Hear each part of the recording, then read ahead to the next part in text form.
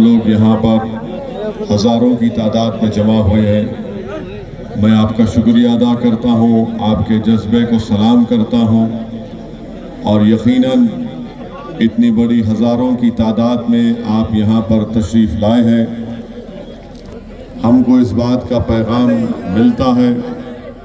और आज की रात आप लोग यहाँ से किशनगंज की आवाम को एक पैगाम दे रहे हैं, बल्कि आप यहाँ पर जमा होकर बिहार की आवाम को एक पैगाम दे रहे हैं। और यहाँ पर आप का जमा होना भारत के अल्पसंख्यक समाज के मुस्लिम अक़लियतों को आप एक पैगाम दे रहे हैं कि इंशाअल्लाह ताला इस पार्लियामेंट के इलेक्शन से हम यहाँ पर सिर्फ अख्तरुल ईमान को कामयाब नहीं कर रहे हैं, बल्कि हम बिहार में अल्पसंख्यक समाज की क़यादत को मजबूत करने जा रहे हैं।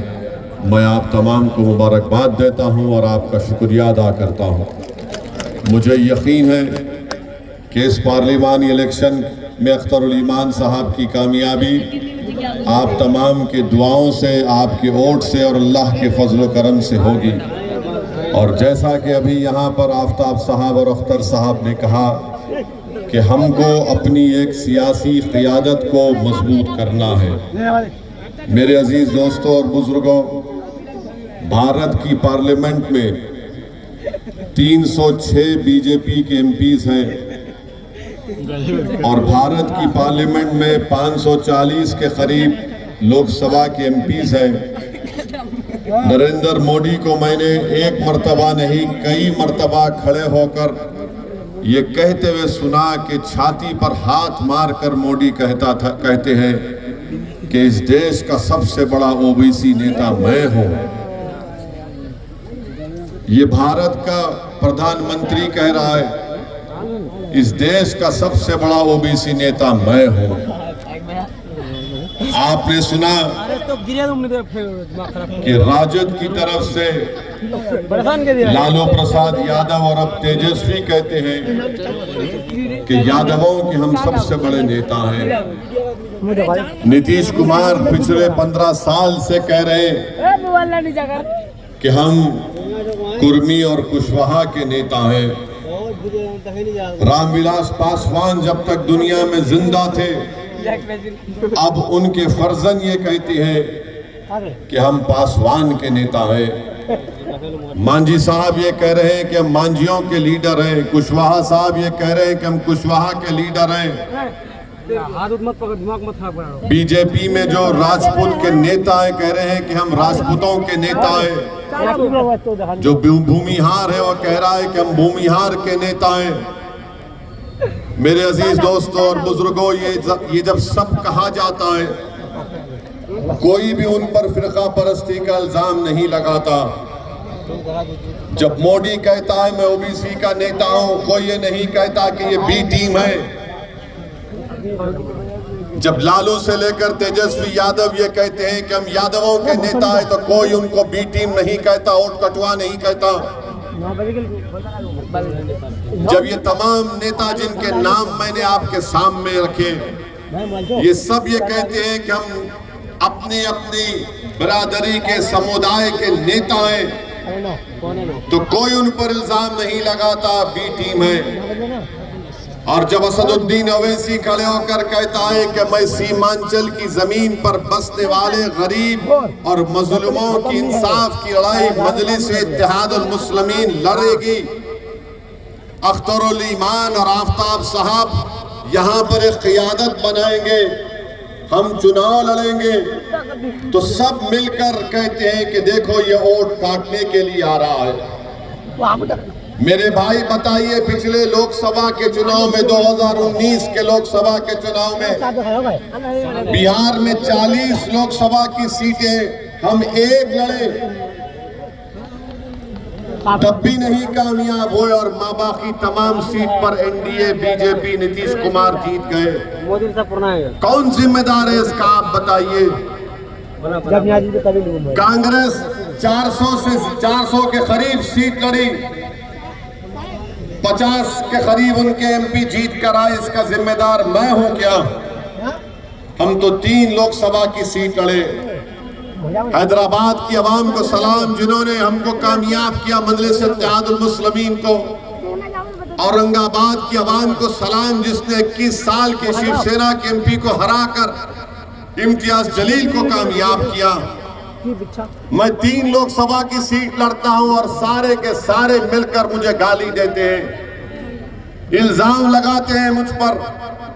मेरे अजीज दोस्तों और बुजुर्गों, याद रखो, भारत की राजनीति में अगर आपको नाइंसाफी खत्म करना है, इंसाफ को हासिल करना है, अपने हक को हासिल करना है, तो जिस तरह आज आप इस सुनता की सरजमीन पर हजारों की तादाद में जमा हुए, याद रखिए, अगर आप 26 तारीख को पूरा किशनगंज एक होकर अख्तरुल ईमान को कामयाब करेगा, तो अख्तरुल ईमान की इनफरादी या जात की कामयाबी नहीं होगी, वो आपकी कामयाबी होगी, आपकी फिक्र की कामयाबी होगी और सीमांचल की कामयाबी होगी। ये काम आपको करना है। आपने बरसों सबको वोट दिया, मगर कभी आपने अपनी क़ियादत को मजबूत किया, कभी आपने अपने नेता को बनाया, कभी आपने अपनी आवाज को बनाया कि वो आवाज जाकर लोकसभा में आपके लिए लड़े, आपकी तकालीफ का जिक्र करे। मगर नहीं, हमको ये बोल दिया गया कि आप सिर्फ वोट डाल सकते हो, आप लालू की खिदमत करो, नीतीश की खिदमत करो, अब उनके बेटे की खिदमत करो। अरे कांग्रेस का आप कब से साथ दे रहे हैं, बताओ मुझे? जब से मुल्क आजाद हुआ, जब से तो हम कांग्रेस का साथ दे रहे हैं, क्या मिला बताओ? अगर कांग्रेस इंसाफ करती तो क्या सच्चर कमेटी के रिपोर्ट झूठी होती? अगर कांग्रेस इंसाफ करती तो हम बाबरी मस्जिद नहीं खोते। याद रखो, जीबी पंत मुख्यमंत्री थे 1949 में, जब बाबरी मस्जिद के अंदर घुसकर उसकी बेहुरमती की गई, ताले खोले गए, तो कौन मुख्यमंत्री थे, प्रधानमंत्री थे, बताओ? मेरे अजीज दोस्तों और बुजुर्गों, फसादात हुए, भागलपुर का फसाद हुआ।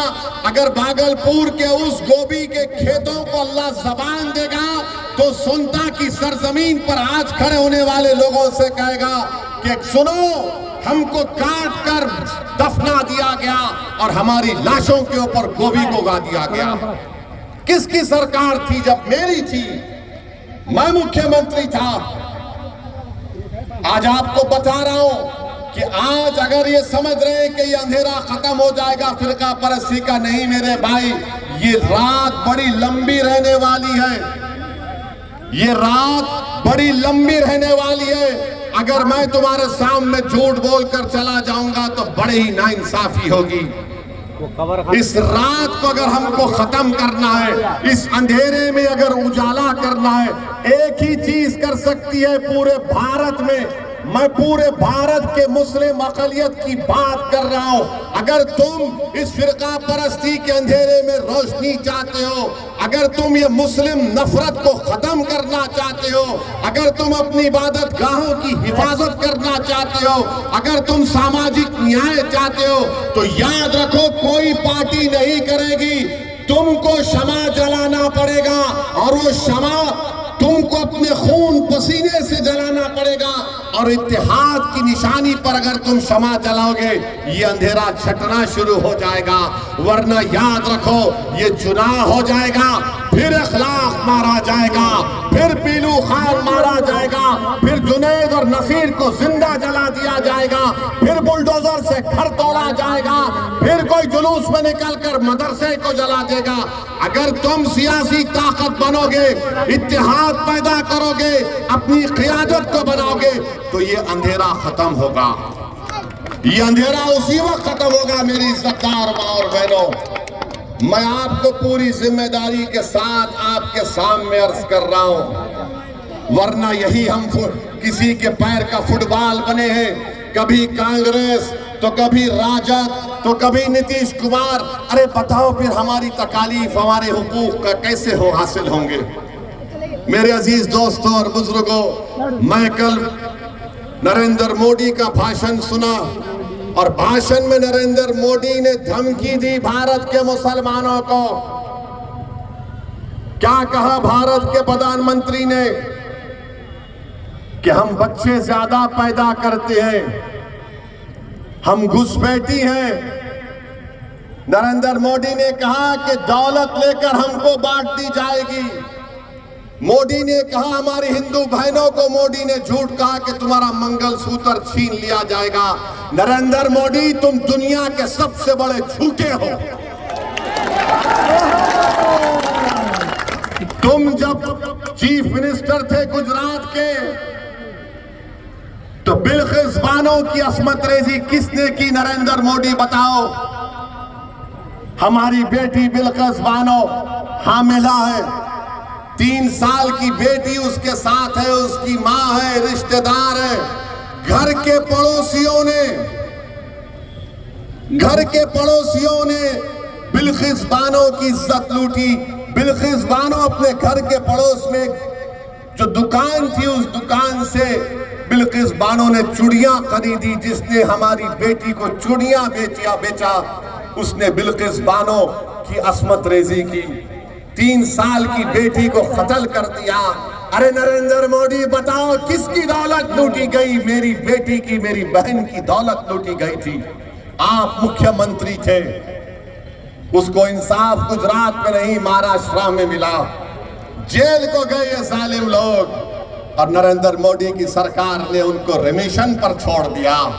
बताओ नरेंद्र मोदी, किसकी दौलत छीनी गई थी?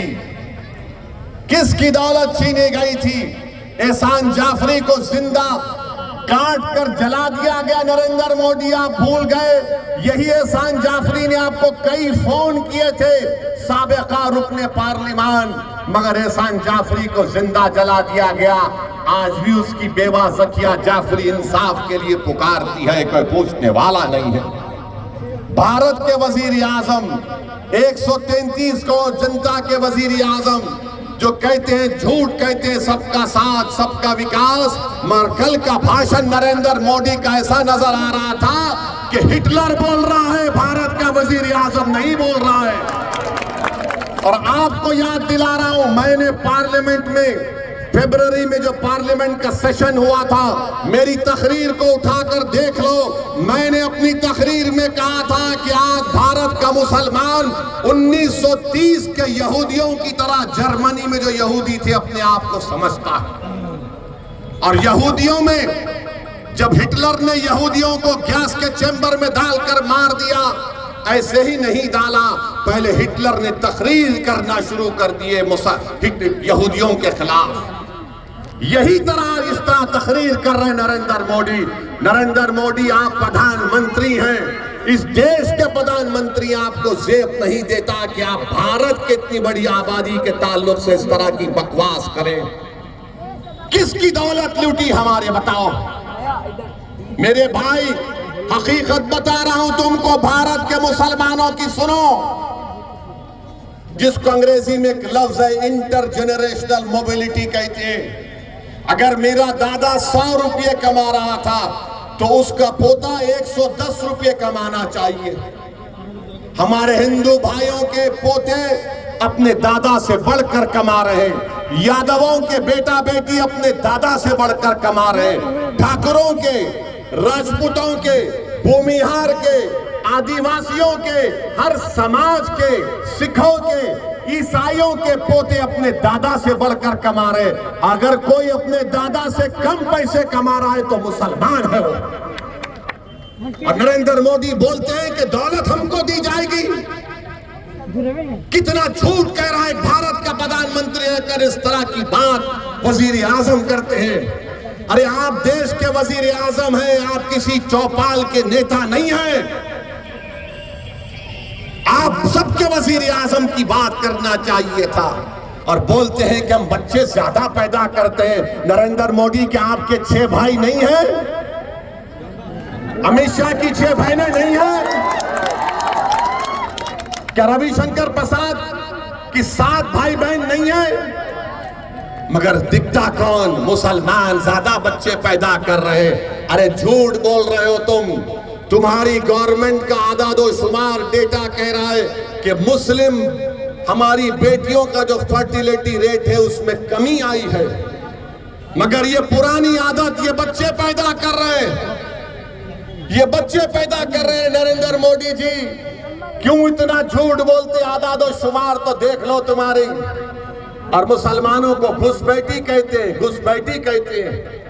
पार्लियामेंट में 10 मरतबा 10 साल में सवालात पूछे गए, बताओ कितने घुसपैठी भारत में आए? मोदी की सरकार के पास कोई जवाब नहीं था, कोई जवाब नहीं है। 10 मरतबा पूछा गया और बोलते हैं घुसपैठी आए। अरे कहां से आ रहे घुसपैठी?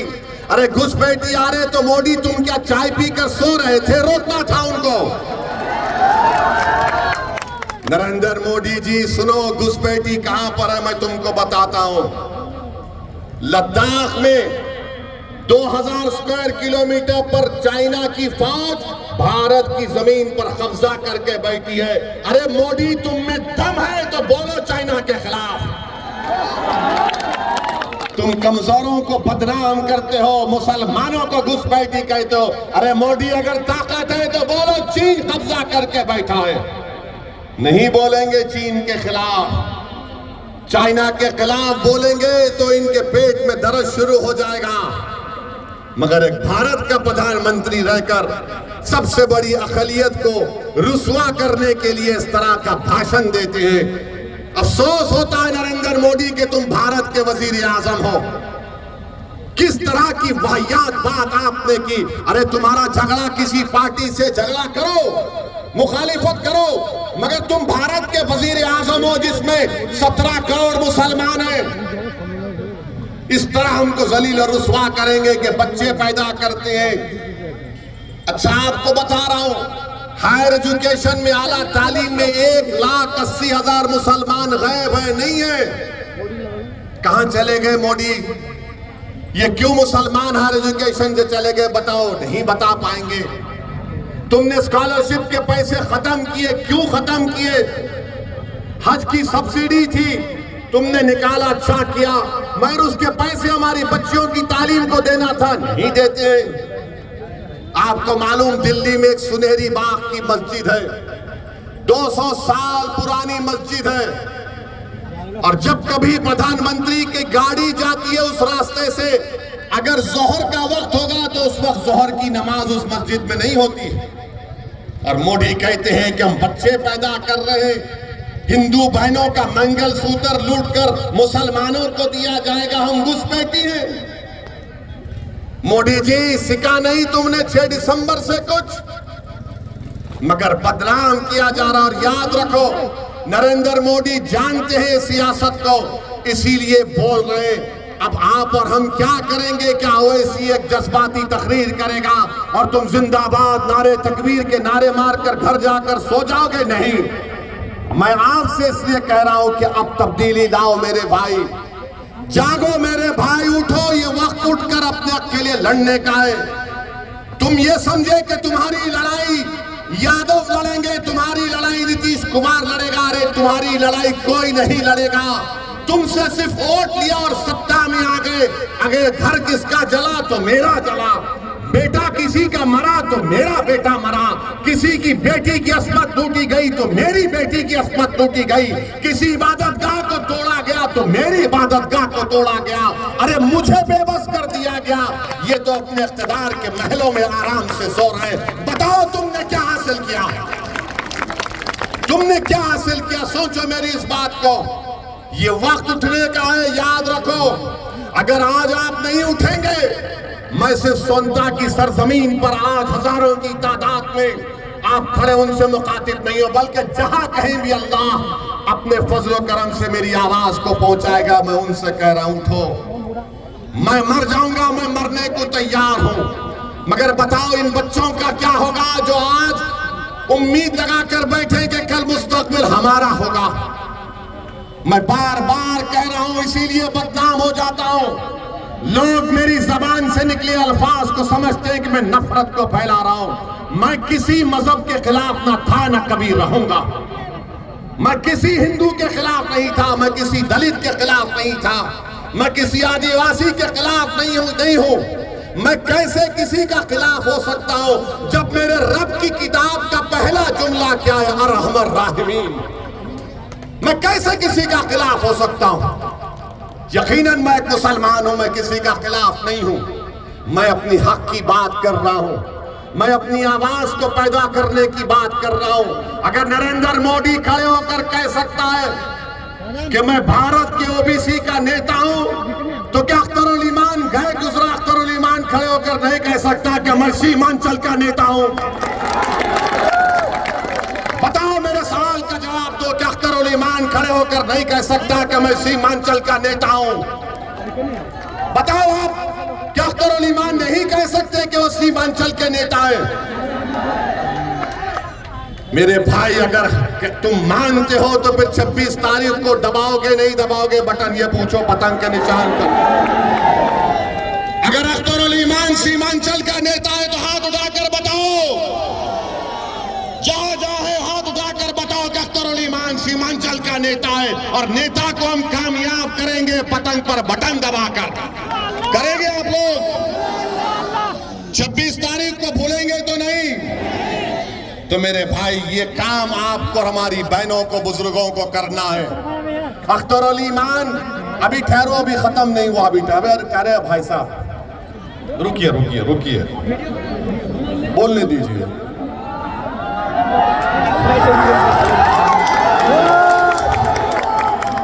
हम आपको ये बता रहे हैं, इसलिए बता रहे हैं कि याद रखिए। एक मिनट, हम आपको इसलिए बता रहे हैं कि भारत की पार्लियामेंट में मैं, इम्तियाज जलील, 2 लोग रह गए मेरे भाई। मैं आपके सामने हाथ फैलाकर अपने लिए नहीं, इन गरीब मजलूम अक़लियतों के लिए भीख मांग रहा हूं, जो सीमांचल के भी है और पूरे भारत के हैं। मेरे भाई, हम एक और को कामयाब कर दो, हम 3 मिलकर जाएंगे। हम तीनों को, अख्तरुल ईमान को, इम्तियाज जलील को, असदुद्दीन ओवैसी को कामयाब कर दो मेरे भाई। मेरी इज्जतदार माँ और बहनों, तुम्हारी लड़ाई लड़ने के लिए जाएंगे। तुम्हारे बच्चों के रोशन मुस्तकबिल के लिए, सीमांचल के इंसाफ के लिए हम लड़ाई लड़ना चाहते हैं।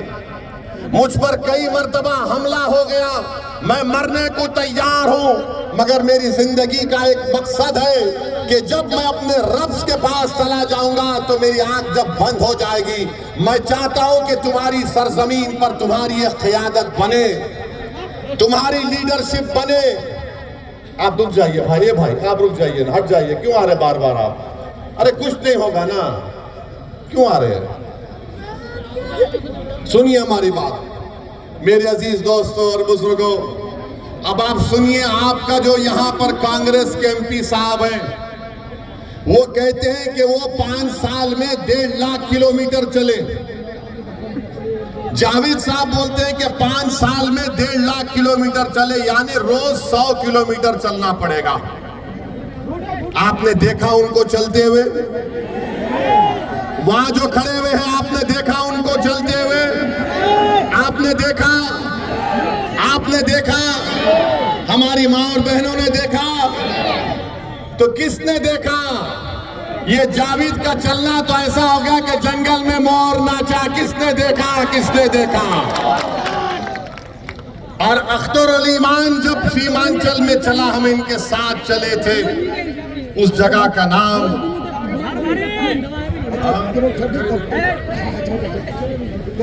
खरखरी भरभरी घाट में मैं और अख्तरुल ईमान चले। हम नदी में उतरे, 15 मिनट चले हम, सिर्फ 15 मिनट। कितनी देर चले? हम 15 मिनट चले तो तेजस्वी को डर लगने लगा, नीतीश को डर लगने लगा। हम 15 मिनट चले तो उस पर कितने करोड़ का ब्रिज आ गया? 67 करोड़ का ब्रिज आ गया। वहां पर अब तामीर शुरू हो रही है। अमूर में 200 करोड़ का ब्रिज आ गया। जावेद साहब, जब मर्द मोमिन चलता है ना, तो ताकत इक़्तिदार की कुर्सियों पर बैठने वालों को डर शुरू हो जाता है। अगर अख्तरुल ईमान 15 मिनट चला और 5 साल आप अख्तरुल ईमान को अपना MP बनाएंगे, तो अख्तरुल ईमान सीमांचल चलेगा, और जब चलेगा तो हजारों की तादाद में चलेगा। और सुन लो पटना में बैठने वाले दल्लालों, जब अख्तरुल ईमान चलेगा तो चक्का जाम होगा सीमांचल में इंशाअल्लाह ताला। एक टाइम आएगा इन करीब में कि चक्का जाम होगा, पूरा सीमांचल बंद होगा, क्योंकि अब सीमांचल की नाइंसाफी को बर्दाश्त नहीं किया जा सकता। सीमांचल में बसने वाले शेरशाहवादी भी है, सुरजापुरी भी है, कुलैया भी है, पश्चिमा भी है, दलित भी है, आदिवासी भी है, हमारे हिंदू भाई बहन है। इनका क्या होगा बताओ, इनका क्या मुस्तकबिल है? आपने जावेद को एमपी बनाया और जावेद कह रहे हैं कि मैं 1.5 लाख किलोमीटर चला। जावेद साहब, आपका कंपटीशन नरेंद्र मोदी से झूठ बोलने में सीमांचल की जनता आपको बर्दाश्त नहीं करेगी इंशाअल्लाह ताला। तीसरी और आखिरी बात, नीतीश कुमार के बारे में हमने यही कहा था, आपसे याद होगा आपको, इसी सोनता की जमीन में हमने कहा था कि नीतीश किसी का नहीं हो सकता, वो दोबारा बीजेपी में जाएगा। याद है आपको? किसी ने सोचा होगा कि ओवैसी जज्बात में तकरीर कर रहा है, नीतीश कुमार फिर से बीजेपी में चले गए। आज बिहार को नीतीश कुमार ने आरएसएस के हवाले कर दिया। हम चंद सीट पर लड़ते हैं तो हम बी टीम, मगर जो लोग नीतीश कुमार के साथ सत्ता में आकर बिहार को आरएसएस के हवाले करते, उनको कोई कुछ नहीं बोलता। मेरे भाई बताओ, ये कौन सा इंसाफ है? डिप्टी चीफ मिनिस्टर मैं था, अख्तरुल ईमान थे, आज बीजेपी का डिप्टी चीफ मिनिस्टर है। बताओ, तुमने हमारे वोट लेकर तुमने धोखा दिया नहीं दिया? बताओ मेरे अजीज दोस्तों और बुजुर्गों, ये जो हमारे मास्टर साहब हैं, इनके मास्टर नरेंद्र मोदी हैं, इनके माई बाप नरेंद्र मोदी हैं। बोलो मास्टर, जो मोदी ने भाषण दिया तुम कुछ बोल सकोगे या फिर तुम गूंगे बन जाओगे? बोलो मास्टर, क्या तुम्हारा लीडर नीतीश कुमार कुछ बोलेगा मोदी को? मेरे भाई, अगर आप आ जाओ।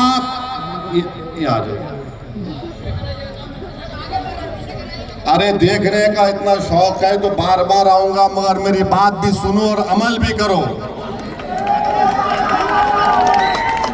अगर खुदा ना खास्ता मास्टर आपका एमपी बन गया और कल यूनिफॉर्म सिविल कोड का बिल आएगा तो मास्टर क्या करेगा? मास्टर बोलेगा जो बाप बोलेगा वही करूंगा। अगर अख्तरुल ईमान जीत के जाएगा तो अख्तरुल ईमान कहेगा ये यूनिफॉर्म सिविल कोड नहीं, मैं इसको फाड़ कर तेरे मुंह पर फेंकता हूं। मैं अपनी मजहब पर चलूंगा क्योंकि फंडामेंटल राइट मेरा है। अगर जावेद रहेंगे तो बोलेंगे आप बोलिए, आप बोलिए, आप बोलिए। तो मेरे अजीज दोस्तों और बुजुर्गों, मेरी आप तमाम से एक ही गुजारिश है कि 26 तारीख के दिन आप अपने एक वोट का सही इस्तेमाल करिए। ये फिरका परस्ती का अंधेरा पूरे मुल्क को घेर लिया है। ये मुसलमानों से नफरत का तूफान पूरे मुल्क को घेर लिया है। मेरे भाई, अगर आप यहां से अख्तरुल ईमान को कामयाब करेंगे तो आप उस अंधेरी रात में एक जुगनू का काम करेंगे। उस अंधेरी रात में आप एक जुगनू का काम करेंगे और पूरे भारत के गरीबों को एक उम्मीद नजर आएगी कि चलो असदुद्दीन के साथ, इम्तियाज के साथ एक और हमारा शेर गया है। यहां से अख्तरुल ईमान की कामयाबी सिर्फ सीमांचल की आवाम की कामयाबी नहीं होगी, वो गरीब और मजलूम दलितों की कामयाबी होगी। वो गरीब जो पिछड़ा है, जो कमजोर है, उसकी कामयाबी होगी। तो मेरे अजीज दोस्तों और बुजुर्गों, हम आपसे यही अपील कर रहे हैं कि आप मुत्तहिद रहिए। 26 तारीख को अपना एक वोट पतंग छाप पर लगाइए, और अगर जिस किसी के पास सेल फोन है उसकी लाइट को खोलिए, पूरे सेल फोन निकालिए, अपनी लाइट को खोलिए। चलो निकालो, लाइट को खोलो, वहां भी खोलिए प्लीज। बड़ा मेहरबानी अख्तर भाई, आपका भी फोन का लाइट खोलो। आफ्तार साहब, आपका भी लाइट खोला जाए। तुम सब खोलो अपना अपना लाइट, उधर भी खोलो। अब आप ये तसव्वुर करो कि पूरा अंधेरा है, फिरका परस्ती है, इखलाक, पीलू खान, बाबरी मस्जिद, ये जो तुम रोशनी जलाए हो, ये उम्मीद की रोशनी तुम आज जलाए हो संता की सरजमीन पर। इस रोशनी को पूरे किशनगंज में फैलाओगे आप, पूरे किशनगंज में फैला दोगे आप। 26 तारीख को पतंगकोट दोगे आप। अख्तरुल ईमान जिंदाबाद, सीमांचल की सरजमीन जिंदाबाद, सीमांचल की सरजमीन जिंदाबाद, हमारा इत्तेहाद जिंदाबाद, हमारा इत्तेहाद जिंदाबाद। अस्सलाम वालेकुम व रहमतुल्लाहि व बरकातहू।